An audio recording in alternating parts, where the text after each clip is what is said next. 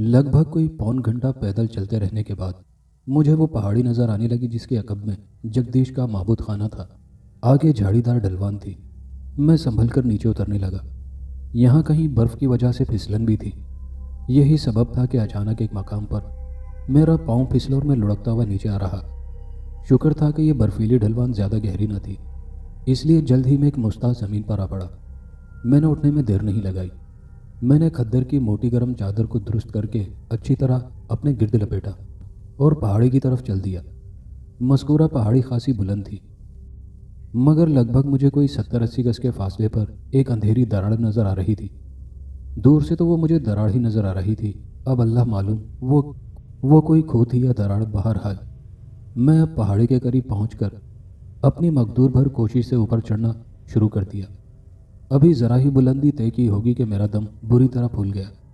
تب مجھے اندازہ ہوا کہ عموداً چلنا کتنا دشوار تھا، مگر میں نے ہمت نہ ہاری۔ نامساعد حالات میں میرے گزرنے والے روز و شب نے مجھے سفر کی ان کٹھنائیوں سے نبردآزما ہونے کا عادی بنا ڈالا تھا۔ میں نے ذرا سستانے کے بعد پھر بلندی پر چڑھنا شروع کر دیا اور آخر کار کبھی سستانے اور کبھی چلتے ہوئے اس دراڑ کے قریب پہنچ ہی گیا۔ تب مجھے اندازہ ہوا کہ جسے میں دراڑ سمجھے ہوئے تھا وہ ایک کھو تھی جس کا دہانہ بادیوں نظر میں دور سے دراڑ کی طرح ہی نظر آ رہا تھا۔ بہرحال جب میں کھو کے ذرا نزدیک پہنچا تو ٹھٹک کر رک گیا۔ اندر سے روشنی پھوٹ رہی تھی۔ میں ذرا ہمت کر کے اندر داخل ہوا۔ میرے سامنے ایک بالکل ہی عجیب منظر تھا جسے دیکھ کر میں بری طرح چونکا تھا۔ ایک دبلا پتلا جوگی ٹائپ شخص سر کے بل کھڑا تھا۔ اتنی سردی کے باوجود اس کا اوپری خاکستری جسم برہنہ تھا اور نیچے صرف گیروے رنگ کی دھوتی بندھی ہوئی تھی، بس مختصر سے جانگیے کی طرح، یعنی گھٹنوں سے اوپر۔ اس کی منحنی سی گردن پر جھولتی ہوئی ان گنت مالائیں بھی زمین سے لگی جھول رہی تھی۔ اس کی آنکھیں کھلی ہوئی تھی۔ اس نے مجھے دیکھ لیا تھا، مگر وہ پھر بھی جوں کا توں سر کے بل کھڑا رہا۔ کونے میں ایک لالٹین رکھی تھی اور بس نہ جانے کیا کیا الا بلا بکھرا ہوا تھا۔ میں نے آہستگی سے ذرا سر نیچے کیے خاموشی کے ساتھ ایک کونے میں دبک کر بیٹھ گیا اور اس کے سیدھے ہونے کا انتظار کرنے لگا۔ تھوڑی دیر گزری تو وہ فوراً سیدھا ہو گیا۔ میں نے سوچا کہ میرے مخل ہونے پر وہ مجھے ڈانٹے گا، مگر میں نے دیکھا کہ وہ بڑی دلچسپی سے میرے چہرے کی طرف تکے جا رہا تھا۔ کون ہے رے تو؟ اچانک اس نے گہری اور منحنی سی آواز میں مجھ سے پوچھا۔ مسافر ہوں، رات گزارنا چاہتا ہوں، تم ناراض ہو تو واپس چلا جاتا ہوں، میں نے دانستہ اس سے یہ جملہ کہا تھا۔ نہیں، بیٹھو۔ اس کے لہجے میں عجیب سا تحکم تھا۔ وہ چند لمحے گہری اور پرسوچ نظروں سے مجھے گھورنے لگا۔ اس کی چندی چندی آنکھوں میں عجیب سی مقناطیسیت تھی۔ کیا نام ہے رے تیرا؟ میرا نام واسو ہے، میں نے جھوٹ بولا۔ اس نے اصرار بھری ہنکاری بھری۔ ٹھیک اس وقت باہر بادلوں کی خوفناک گڑگڑاہٹ گونجی۔ میں نے دہانے سے باہر وادی میں جھانکا۔ اچانک موسلا دھار بارش شروع ہو گئی، پھر بجلی چمک رہی تھی۔ اچانک جیسے اس پراسرار جوگی کے بڑبڑانے کی آواز سنائی دی۔ آج میرا جاب پورا ہوا اور گنیش نے تجھے یہاں بھیج دیا۔ میں چونک کر اس کا منہ تکنے لگا۔ تم نے مجھ سے کچھ کہا؟ میں نے پوچھا۔ ہاں، ایسا ہی سمجھو، وہ پراسرار لہجے میں بولا۔ اس کے پتلے پتلے خاکستری ہونٹوں پر عجیب سی مسکراہٹ رقصاں تھی۔ تم کون ہو؟ میں تمہاری بات نہیں سمجھا، میں نے بغور اس کے منحنی چہرے کی طرف دیکھ کر پوچھا۔ ہم کوئی بھی ہوں، پر تجھے یہ ضرور بتائیں گے کہ ہم تم سے چاہتے کیا ہیں، وہ پراسرار مسکراہٹ سے بولا۔ تم خود سے نہیں آئے ہو یہاں، گنیش دیوتا نے تمہیں ہمارے پاس بھیجا ہے۔ آج ہمارے جاب کا تیسرا دن جو تھا۔ اس کی بات پر میں الجھی ہوئی نظروں سے اسے دیکھنے لگا۔ پھر پوچھا، تم کون ہو؟ کیا کرو گے جان کر؟ وہ پراسرار سی ہنسی کے ساتھ بولا۔ چلو بتائے دیتے ہیں، ہم نارائن ہیں، نارائن پرساد عرف نارو جوگی۔ میں نے دل ہی دل میں اس پر لعنت بھیجی۔ کم بخت نہ جانے مجھ سے کیا چاہتا تھا، مگر میں نے بھی تہیہ کر رکھا تھا، اگر اس مردود نے مجھ سے کوئی ایسی ویسی حرکت کی تو میں اسے اچھی طرح مزہ چکھاؤں گا۔ تم کیا چاہتے ہو؟ میں تو صرف یہاں رات گزارنے آیا ہوں، میں نے دوبارہ کہا۔ ہاں چلے جانا، پر اس سے پہلے ہمارا ایک کام کرنا ہوگا تمہیں، وہ ایک دم سنجیدہ ہو کر بولا۔ کیا کام؟ میں نے اس کے خاکستری چہرے پر نظریں گاڑ کر پوچھا۔ بس چھوٹا سا کام ہے اور آج کی رات میں اس وقت کرنا ہے تمہیں، وہ بولا، اور پھر قریب دھری ایک میلی چکٹ بکچی سے اس نے ایک لمبے پھل والا خنجر نکال لیا۔ میں بری طرح ٹھٹک گیا اور محتاط ہو کر بیٹھ گیا۔ میرا دل یکبارگی زور سے دھڑکا۔ باہر وادی میں بارش کا شور جاری تھا۔ वक्फे वक्फे से बिजली भी कड़क रही थी। बादलों की खौफनाक गड़गड़ाहट गूंज रही थी। नारो जोगी के इस्तख्वानी से हाथ में लंबे फल वाला खंजर चमक रहा था और मेरी ठिठकी हुई नज़रें नारो जोगी के खंजर पर जमकर रह गई थी। मेरे दिल में खदशा उभरा कि कहीं ये जोगी खंजर से मेरा काम ही तमाम करने का इरादा तो नहीं रखता। अचानक मैं ठिठका। उसने अपने हाथ में पकड़ा हुआ खंजर आहिस्दगी से मेरी तरफ उछाल दिया। खंजर मेरे करीब आकर गिरा तो नारो जोगी अजीब सी आवाज़ में बोला, वासु इस खंजर को उठाओ।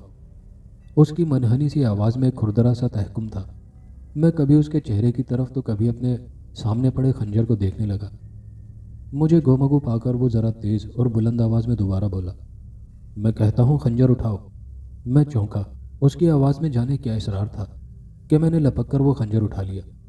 फिर क्या देखता हूँ कि वो जोगी पुश्त के बल कुएं के पथरीले फर्श पर लेट गया और छत की तरफ तकते हुए मुझसे बोला, वासु अब ये खंजर मेरे सीने में ऐन दिल के मकाम पर उतार दो। अचानक बाहर ज़ोरदार बिजली कड़की और मेरा खंजर वाला हाथ बेख्तियार कपकपा गया। खंजर हाथ से छूटकर गिर पड़ा। उसकी बात सुनकर मैं दहल गया। मैं ये तुम क्या कह रहे हो? मैंने लुकनत ज़दा लहजे में कहा तो वो दांत पीसकर वसीले लहजे में बोला, वो बेवकूफ़ मेरी बात मान ले, उठा ये खंजर और मेरे सीने में उतार दे। नहीं, हरगिज़ नहीं, मैं ये कत्ल नहीं कर सकता, मैंने कहा। मैं उसकी अजीबोगरीब मगर संगीन ख्वाहिश पर कांप गया था। मुझे ये मरदूद भी काले मंत्रों का पुजारी ही लगा। मैंने फिलफोर वहाँ से भागने का इरादा किया। वो अचानक किसी लाश की तरह उठ खड़ा हुआ और फिर कुछ पढ़कर मुझ पर फूंक मार दी। मेरे कदम वहीं गड़कर रह गए। मुझे यूं लगा जैसे ज़मीन ने मेरे पाँव पकड़ लिए थे। वो खबीसाना अंदाज में मुस्कुराकर बोला, बालक मेरी बात माने बगैर तू यहाँ से निकल नहीं सकता। मैं परेशान हो गया। अनजाने खौफ के ज़ेर असर मेरा दिल कांपने लगा। फिर मुझे अपने दाएं बाजू पर बंधे बाबा कमाल शाह के दिए हुए तावीज़ का ख्याल आया। मैंने अभी उस पर हाथ रखकर अल्लाह से मदद मांगनी चाही थी कि वो बोला, तुम ये मत समझो कि मैं मर जाऊंगा या मेरे जीवन का हमेशा के लिए अंत हो जाएगा, बल्कि मेरी आत्मा मेरे शरीर से अलग होते ही एक नया जन्म लेगी और फिर मैं उस मूर्ख जगदीश को हमेशा के लिए नष्ट करने की शक्ति हासिल कर लूँगा। उसके मुंह से जगदीश का नाम सुनकर मैं बुरी तरह चौंके बगैर नहीं रह सका था। तो तुम जगदीश को जानते हो? हाँ, बहुत अच्छी तरह। वो मेरे लिए इस धरती का सबसे बड़ा नासुर है, वो बोला। दुश्मन तो मैं भी हूँ उसका। बेख्तियार मेरे मुंह से निकला और नारो जोगी चौंक कर मेरी सिमत देखने लगा। तब एक बार फिर उसने ज़ेरे लब बुड़बुड़ा कर मुझ पर फूंक मारी तो मुझे यूँ लगा जैसे ज़मीन ने मेरे पाँव छोड़ दिए हों। मुझे अपने पैरों की ताकत लौटती हुई महसूस हुई। अगर जगदीश तेरा भी बैरी है तो तू फिर उसे क्यों जिंदा छोड़ना चाहता है? नारो जोगी ने मुझे समझाने वाले अंदाज में कहा, मगर याद रख, तू उसे नष्ट करने की शक्ति नहीं रखता। मुझे गणेश देवता की शक्ति हासिल है। उस मूर्ख जगदीश को नष्ट करने का केवल यही तरीका है जो मैं कह रहा हूँ, यानी तू मुझे कत्ल कर डाल। मैंने 3 दिनों का अपना जाप मुकम्मल कर लिया है। मुझे आत्मा शक्ति हासिल हो जाएगी। ले खंजर, आ उतार दे मेरे सीने में। उसने खंजर वाला हाथ मेरी तरफ बढ़ाया। मैं चंद कदम पीछे हट गया। वो समझ गया था कि मैं उसकी बात किसी कीमत पर नहीं मानूंगा। तब वो खंजर के दस्ते पर अपनी गिरफ्त मजबूत करके खूनख्वार सफ़ाकी से बोला, ठीक है, फिर मैं अब तुझे मारकर तेरी आत्मा में अपना जाप मुकम्मल कर लूँगा। यह कहकर वो गुर्राता हुआ खंजर तोले मेरी तरफ लपका। मैंने झुकाई दी। वो भी काया निकला। फ़ौरन एक बाजू मेरी गर्दन के गिर्द हाइल करके जकड़ लिया। मैं उसके इस्तख्वानी पिंजरनुमा लागर वजूद की बेपनाह ताकत का आज मोतरिफ हूँ। मैं तो ये समझा था कि उस सूखे सड़े जोगी को एक ही पटका दूंगा तो उसकी हड्डियाँ चटक जाएंगी, मगर मेरा ख्याल गलत साबित हुआ। फिर जैसे ही उसने खंजर मेरे पेट में घोंपना चाहा, मैंने फुर्ती से उसकी कलाई दबोच ली। उससे जोर आजमाई में मुझे दांतों पसीना आ गया था। खंजर का मुहीब फल लम्हा ब लम्हा अब मेरे सीने की तरफ आ रहा था। उस कमबख्त के मनहनी वजूद में बला की ताकत थी। जब मैंने देखा कि वो मेरी जान का बैरी हो चुका है तो मैंने भी बिलाखिर उससे मुकाबले की ठान ली। अपने घुटने की एक ज़ोरदार ज़रब उसके पेट पर रसीद कर डाली। उसके हलक से वहशियाना चीख बुलंद हुई। मेरी गर्दन पर उसके इस्तख्वानी हाथ के शिकंजे की गिरफ्त ज़रा कमज़ोर पड़ी तो मैंने उसे परे धकेल दिया। खंजर का दस्ता अभी तक उसके हाथ में दबा हुआ था। उसका चेहरा लाल भभूका हो रहा था। एक बार फिर वो खंजर तोलते हुए घुर्रा कर मुझ पर झपटा। इस बार मैंने लात चला दी जो उसके लंबोतरे चेहरे पर पड़ी, मगर उसने अपने आप को संभाले रखा और उछलकर अपनी दोनों टांगें मेरे सीने पर दे मारी। मेरे कदम उखड़ गए और मैं अकब में लड़खड़ाता हुआ کھو کی پتھریلی دیوار سے جا ٹکرایا۔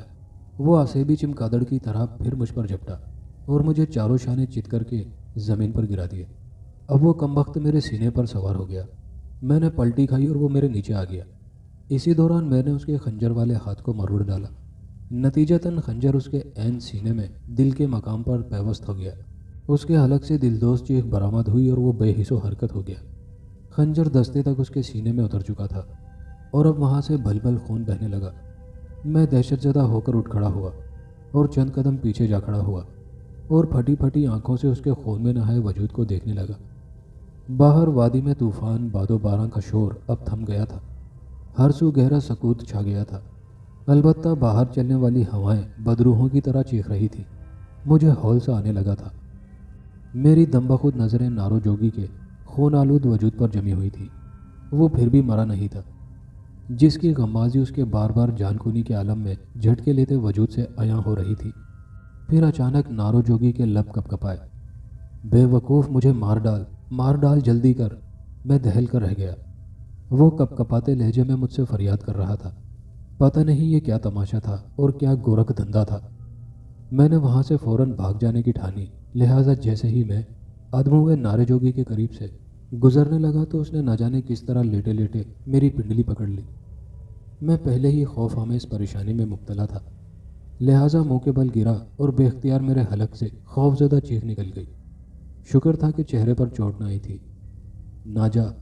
نہ جا مجھے اس طرح ادموا کر کے، نہ جا رے مورکھ۔ وہ التجا کرنے لگا۔ اوئے مورکھ گدھے، مجھے مار ڈال، میری بنتی مان لے۔ میں بہت سخت تکلیف میں ہوں۔ مجھے مار اور میری آتما کو اس کشٹ بھرے شریر سے مکتی دلا دے رے، مکتی دلا دے ارے مورکھ۔ وہ بدستور لرزہ خیز انداز میں گڑ گڑانے لگا۔ میرا دل دہل رہا تھا۔ میں نے زور لگا کر اپنا پاؤں اس کے استخوانی پنجے سے آزاد کروانے کی کوشش کی، مگر اس کی زخمی حالت میں بھی طاقت قائم تھی۔ اچانک ایک آواز پر میں ٹھٹک گیا۔ چھن چھن کی آواز رات کے پہر اور دم بخود سناٹے میں بڑی وحشت بکھیر رہی تھی۔ یہ آواز کھو کے باہر سے آ رہی تھی۔ پتہ نہیں اس آواز میں کیسا طلسم تھا کہ میں یکدم بے حس و حرکت زمین پر پڑا رہا۔ میں نے محسوس کیا کہ نارو جوگی بھی اس آواز کو سن کر ساکت ہو گیا تھا۔ میرا دل بری طرح دھک دھک کرنے لگا۔ چھن چھن کی اسرار بھری اور جادو آمیز آواز لمحہ بہ لمحہ قریب آتی جا رہی تھی۔ میری ٹھٹکی ہوئی نظریں کھو کے دہانے پر جمی ہوئی تھیں۔ باہر وادی میں طوفان باد و باران کے تھم جانے کے بعد سناٹا مزید گہرا ہو گیا تھا اور آسمان بھی شاید صاف اور روشن ہو گیا تھا۔ چاند کی سحراگی چاندنی پھیل چکی تھی اور پھر میں نے اس روشنی میں ایک عجیب و غریب سایہ کھو کے دہانے پر ابھرتے دیکھا۔ وہ جو کوئی بھی تھا کھو کے دہانے کے قریب آ گیا تھا۔ تب میری پھٹی پھٹی نظروں نے ایک جگر پاش منظر دیکھا۔ ایک بکھرے ہوئے کھچڑی اور جٹاؤں دار بالوں والی سیاہ چہرے کی عورت کھو کے دہانے پر نمودار ہوئی اور اس کا چہرہ، اوف خدایا، ایسا ڈراؤنا اور وحشت ناک چہرہ میں نے اپنی زندگی میں آج تک نہیں دیکھا تھا۔ وہ کوئی ڈائن تھی، انتہائی کریہ صورت۔ اس کا چہرہ تکون تھا، آنکھیں لال انگارہ تھی، چہرے پر انگنت دراڑیں، ہاتھوں کے ناخن لمبے اور گدھ کی چونچ کی طرح خمدار ناک لمبی تھی اور آگے کو مڑی ہوئی تھی۔ ٹھوڑی بھی لمبوتری تھی، بانچھوں سے خون کی لکیریں بہہ بہہ کر جم سی گئی تھی۔ میں نے جب اس کے پیروں کی طرف دیکھا تو سانس لینا بھول گیا تھا۔ اس کے پاؤں الٹے تھے۔ وہ ایک منحوس پچھل پیری یا چڑیل تھی، ایک خون آشام چڑیل۔ میں نے اپنے جاتے ہوئے حواسوں کو یکجا کیا اور ہمت کر کے جھٹکے سے اپنی ٹانگ نارو جوگی کی استخوانی گرفت سے چھڑائی اور پھر دہشت زدہ سا ہو کر کھو کی پتھریلی دیوار سے جا لگا۔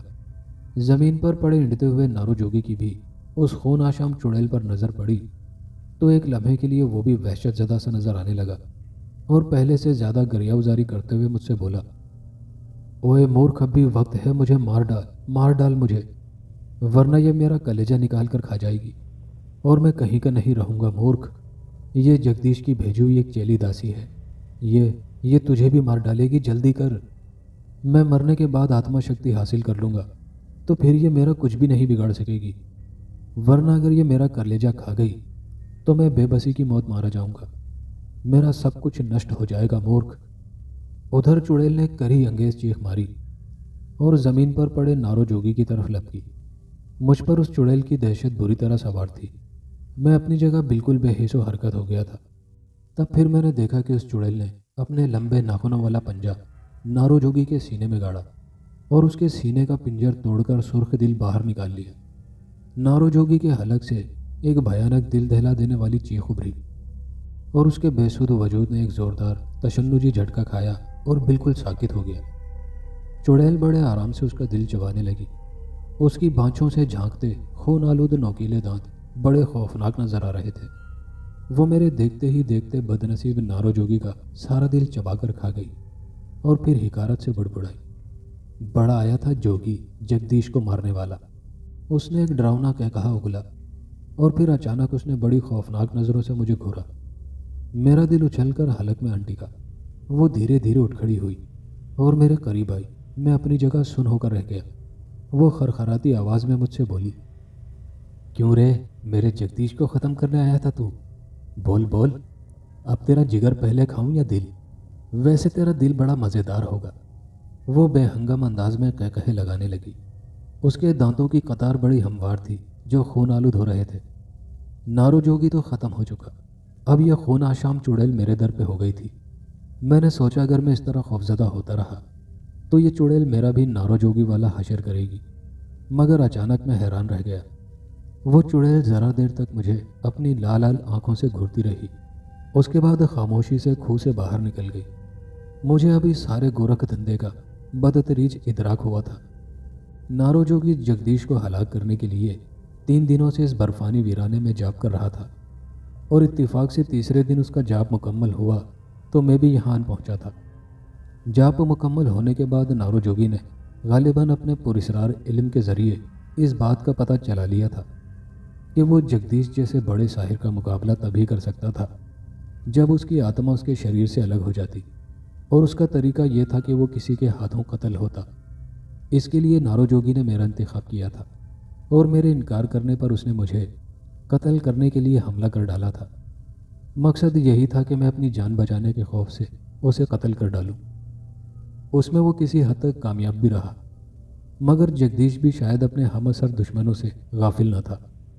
उसने नारो जोगी को अपनी एक चेली खून आशाम चुड़ैल को ख़त्म करने के लिए यहाँ भेज दिया।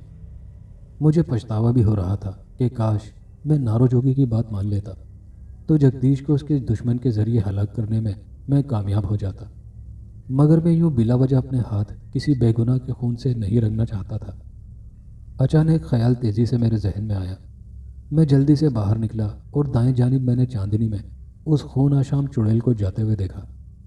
मुझे पूरा यकीन था कि वो जगदीश के मस्कन की तरफ ही जा रही होगी, लिहाजा ये सोचकर मैं उसके ताकुब में चल पड़ा। अब मुझे ऐसा महसूस होने लगा था कि अब शायद मेरा और जगदीश का फैसला कुन टकराव होने वाला था। मेरे अंदर अब एक बार फिर जगदीश से जंग लड़ने का जोश सर उठाने लगा था। ठिठुरती हुई रात अपने आखिरी पहर में दाखिल हो चुकी थी। मैं चुड़ैल के ताकुब में मोहतात अंदाज में आगे बढ़ता जा रहा था, इस तरह कि उसे ज़रा भी अपने ताकुब का शुबा तक न हो।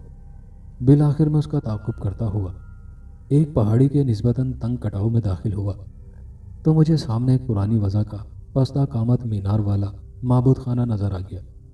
वो खून आशाम चुड़ैल उसके अंदर दाखिल हो रही थी। जगदीश से फैसला कुन जंग और सोहनी के दीदार के तस्वुर से मेरा दिल ज़ोर ज़ोर से धड़कने लगा। सोहनी के तस्वुर ने मेरे अंदर एक अजीब सी पुरजोश ताकत भर दी थी। मैं आगे बढ़ा। माबूद का दरवाज़ा नहीं था, बल्कि उसकी जगह एक खुली संगी चौखट थी।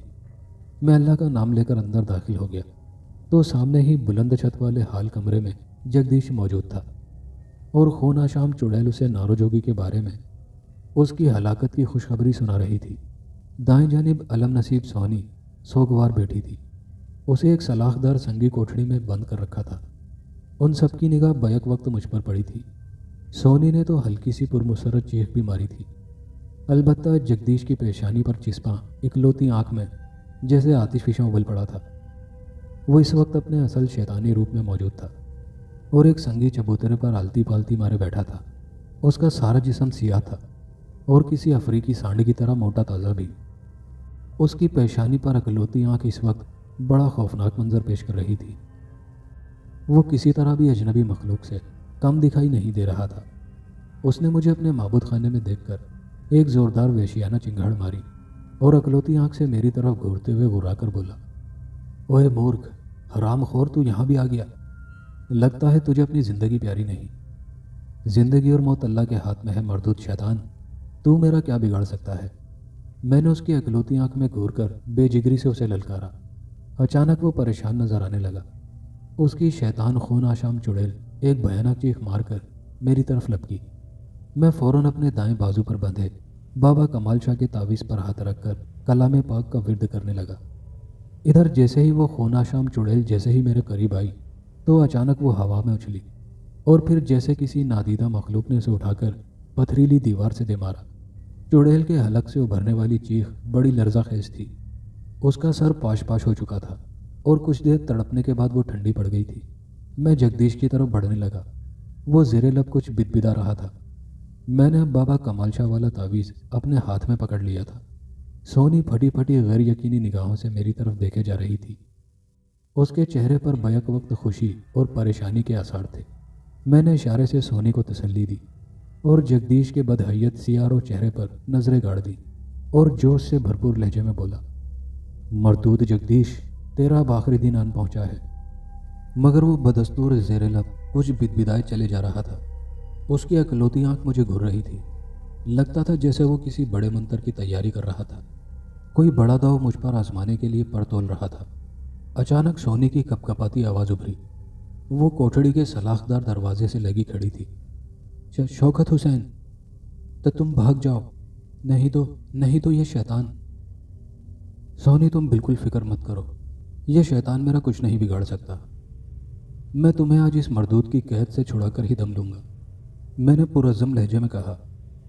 ادھر جگدیش نے اپنا منتر پورا کیا اور بلند آواز میں مجھ سے گھرا کر بولا، مورکھ، آج میں تیرا بھی صفایا کر کے ہی چھوڑوں گا۔ لگتا ہے تو نے چیلا رام اور نارو جوگی کے عبرتناک انجام سے سبق نہیں سیکھا، اب بھگتو۔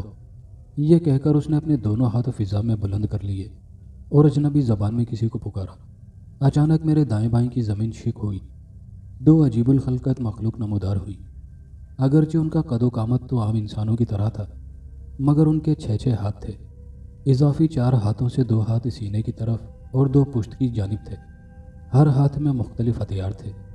کسی نے تلوار دبا رکھی تھی تو کسی نے سنان اور خنجر تھام رکھے تھے، جبکہ دوسری 6 ہاتھ والی مخلوق کے ہر ہاتھ میں آہینے نوکیلے کانٹوں والا گرز تھا۔ نشٹ کر دو اس مورکھ گدھے کو، جگدیش نے بآواز بلند اپنے دونوں چیلوں کو حکم دیا۔ میں ذرا پریشان سا ہو گیا۔ اچانک مجھے اپنی سماعتوں میں ایک شناسہ آواز سنائی دی، شوکت حسین، ان مردود شیطانوں سے ذرا بھی نہ ڈرنا، یہ تیرا کچھ بھی نہیں بگاڑ سکتے۔ جب تک جگدیش امر سادھنا کی طاقت حاصل نہیں کر لیتا وہ تیرا کچھ بھی نہیں بگاڑ سکتا۔ تم کسی طرح ان کے ہاتھ سے گرز چھین لو اور جگدیش پر ٹوٹ پڑو۔ اس آواز نے میری ہمت بڑھا دی تھی اور میں مقابلے کے لیے تیار ہو گیا تھا۔ پھر جیسے ہی ایک 6 ہاتھ والی مخلوق نے للکارتے ہوئے چیخ مار کر مجھ پر حملہ کیا، میں نے پھرتی سے خود کو اس کے حملے سے بچایا، مگر اس کے 6 ہاتھوں کے حملے سے میرا بچ کر نکلنا ناممکن ہی تھا۔ نتیجتاً سنان اور خنجر والے ہاتھوں نے مجھے جا لیا، مگر جیسے ہی سنان اور خنجر میرے وجود کے ذرا قریب آئے، اچانک ہی دونوں ہتھیار اس کے ہاتھ سے خود بخود چھوٹ کر فرش پر گر گئے۔ میں نے پھرتی سے دونوں ہتھیار اٹھا لیے اور سنان کو تول کر اس کے سینے کا نشانہ لیا اور زور سے اچھال دیا۔ وہ ابھی تک حیرت میں گم تھا کہ اس کے ہاتھوں سے سنان اور خنجر کیوں چھوٹ کر گرے تھے، اور یہی حیرت اسے لے ڈوبی تھی۔ میرا پھینکا ہوا سنان اس کے سینے میں پیوست ہو گیا۔ اس کے حلق سے ایک بھیانک چیخ ابھری اور وہ لڑکھڑانے لگا۔ ادھر دوسری 6 ہاتھوں والی مخلوق آہینی گرز لہراتی ہوئی مجھ پر جھپٹی۔ میں نے سنگی چبوترے کی طرف دوڑ لگا دی جس پر جگدیش براجمان تھا۔ خنجر میرے ہاتھ میں تھے، جگدیش اپنی جگہ سے ہلا تک نہیں۔ ادھر 6 ہاتھوں والی مخلوق آہینی گرز لہراتی میرے پیچھے لپکی۔ یہ میری چال تھی۔ میں یکدم زمین پر بیٹھ گیا اور جیسے ہی وہ مخلوق میرے ذرا قریب پہنچی، میں نے اپنی ایک ٹانگ اس کی دونوں ٹانگوں کے درمیان اڑا دی۔ وہ منہ کے بل نیچے آ گری۔ میں پھرتی سے اٹھا، اس کے ایک ہاتھ سے گرز چھوٹ کر پرے جا گرا تھا۔ میں نے لپک کر اسے اٹھا لیا۔ وہ ایک 4 فٹ کی زنجیر سے بندھا ہوا لوہے کا ایک بڑا سا کانٹے دار گرز تھا اور خاصا وزنی بھی تھا، مگر میں نے دونوں ہاتھوں سے آہینی زنجیر کی مدد سے اسے فضا میں گھما کر اس مخلوق کے سر پر رسید کر دیا۔ اس کا سر پاش پاش ہو گیا، وہ آواز نکالے بغیر ہی ڈھیر ہو گیا تھا۔ جگدیش نے اپنے دونوں چیلوں کا عبرتناک حشر دیکھا تو اس نے دوبارہ اپنے دونوں بازو فضا میں بلند کر دیے۔ اچانک اس کے دائیں بائیں پہلو سے دو ببر شیر نمودار ہوئے۔ دونوں نے خوفناک دھڑ ماری اور مجھ پر چھلانگیں مار دی۔ میں دہشت زدہ سا رہ گیا، مگر میرے ذرا ہی قریب پہنچ کر وہ مٹی کا ڈھیر بن کر فرش پر بکھر گئے۔ جگدیش فوراً اٹھ کر قید خانے کی طرف بھاگا۔ سنگی کوٹھڑی کا سلاخ دار دروازہ کھول کر سونی کو باہر نکالا۔ میں دھک سے رہ گیا۔ وہ سونی کو لے کر فرار ہونا چاہتا تھا۔ میں نے آہنی گرز لہرایا اور تاک کر اس کی ٹانگوں پر مارا۔ نوکیلے کانٹوں والا گرز اس کی دونوں ٹانگوں سے ٹکرایا اور جگدیش ایک بھیانک چیخ مار کر گر گیا۔ سونی میری طرف دوڑی۔ میں نے گرز کی زنجیر کو ایک بار پھر فضا میں لہرایا۔ میں چاہتا تھا کہ اسے جگدیش کے سر پر دے ماروں، مگر دوسرے ہی لمحے جگدیش کی جسمانی حیت بدلی اور وہ ایک بڑی سی چمگادڑ بن کر پھڑپھڑاتا ہوا فضا میں بلند ہو گیا اور معبود کی مخروطی چھت تلے گھمیریاں بھرنے لگا۔ اس کا پورا جسم تو چمگادڑ کا تھا، مگر سر اسی کا تھا۔ اس کے جسم سے خون قطروں کی صورت ٹپک رہا تھا۔ میں نے سونی کو چھونا چاہا تو وہ چلا کر بولی، نہیں شوکت، ابھی مجھے نہ چھونا، جب تک یہ موذی شیطان دفع نہ ہو جائے، اور یہ کہہ کر مجھ سے چند قدم دور جا کھڑی ہوئی۔ جگدیش چمگادڑ کی صورت فضا میں گھمیریاں بھرتے ہوئے زخمی آواز میں بولا، مورکھ، تو نے آج مجھے شکست دے دی، مگر یاد رکھنا میں تجھے زندہ نہیں چھوڑوں گا، اور تیری اس محبوبہ کو ضرور تجھ سے چھین کر اتنی دور لے جاؤں گا کہ تو ساری عمر ہمیں نہیں ڈھونڈ پائے گا۔ یہ دھمکی دینے کے بعد وہ پھڑپھڑاتا ہوا معبود کی کھلی سنگی چوکھٹ سے باہر تاریکی میں پرواز کرتا ہوا غائب ہو گیا۔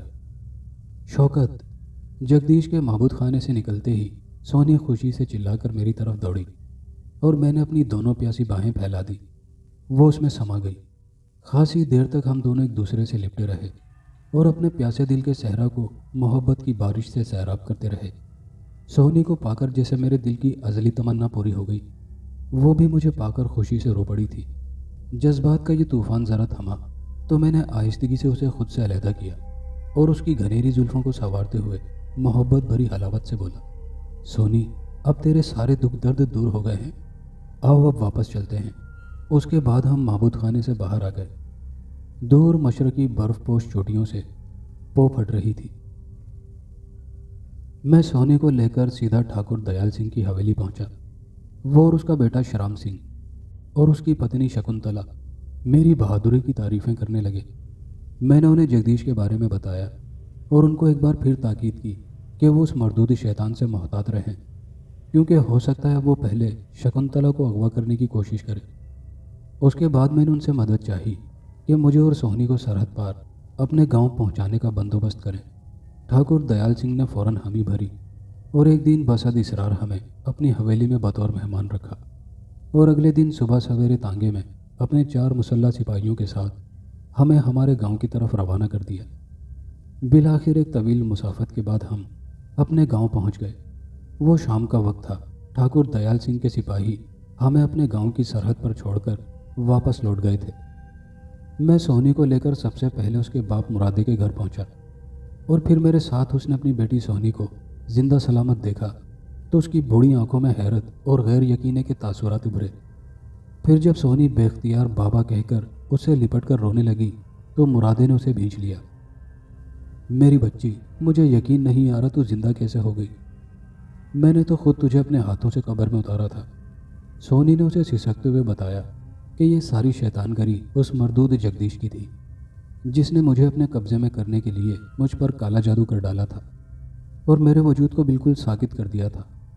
جب وہ مجھے دفنا کر چلے گئے تو بعد میں جگدیش نے مجھے قبر سے نکالا اور دوبارہ کالا منتر پڑھ کر ہوش میں لایا کہ میں اس کے ہتھے چڑھ چکی تھی۔ بہرحال دونوں باپ بیٹی اب خوش تھے۔ میں بھی سونی کو پا کر خوش تھا، بلکہ اپنی اکلوتی اولاد سونی کو زندہ پا کر مرادی کی بوڑھی آنکھوں کا جیسے نور دوبارہ لوٹ آیا تھا۔ میں سونی کو اب ایک پل کے لیے بھی خود سے جدا نہیں کرنا چاہتا تھا۔ میں نے جب مرادے کو ساری کتھا سنائی تو وہ حیران رہ گیا۔ پھر جب میں نے اسے جگدیش کی دھمکی کے بارے میں بتایا تو وہ پریشان ہو گیا۔ اسے فوراً اس حقیقت کا اندازہ ہو گیا تھا کہ جب تک جگدیش زندہ تھا اس کی لاڈلی بیٹی سونی کے سر پر خطرہ منڈلاتا رہے گا۔ تاہم میں نے دونوں باپ بیٹی کو محتاط رہنے کی سختی سے تاکید کر دی تھی۔ शोके बेटा, तू ऐसा क्यों नहीं करता कि मेरी बेटी सोनी से ब्याह कर ले? उसने अचानक मुझसे कहा। सोहनी उस वक्त वहाँ मौजूद थी। मेरे दिल में लड्डू फूटने लगे, मगर मैंने मुलायमत से कहा, चाचा, ख्वाहिश तो मेरे दिल की भी यही है, पर मैं चाहता हूँ कि पहले उस मरदूद शैतान जगदीश को फना कर डालूं, क्योंकि अभी मैंने उस पर आधी फतह हासिल की है, जो खुदा न ख्वास्ता किसी भी वक्त मेरी शिकस्त में बदल सकती है। जगदीश जब तक जिंदा है मुझे सुकून नहीं मिलेगा। वो एक बहुत बड़ा जादूगर है और अब तो वो जख्म खाया हुआ है। अब वो पहले से ज़्यादा खतरनाक साबित हो सकता है, हमारे लिए, बिलखुसूस सोहनी के लिए। मगर शोके बेटा, एक बात तो बता, वो उलझना में इस परेशानी से बोला। अब उस मरदूद शैतान को तो किधर ढूंढता फिरेगा? उसकी बात सुनकर मेरे लबों पर इसरार भरी मुस्कुराहट फैल गई। चाचा, अब मुझे उस शैतान को तलाश करने की ज़रूरत नहीं है, मैं जवाबन बोला। अब वो मुझे तलाश करता हुआ किसी भी वक्त मेरे सामने आ सकता है। फिर तुझे सोनी का ख्याल रखना होगा। वो बेचारा मेरी बात सुनकर परेशान सा हो गया, मगर फिर फ़ौरन ही अपना दिल मजबूत करके बोला, तू इसकी फ़िक्र न कर शोके बेटा, घर में अल्लाह का कलाम पाक मौजूद है।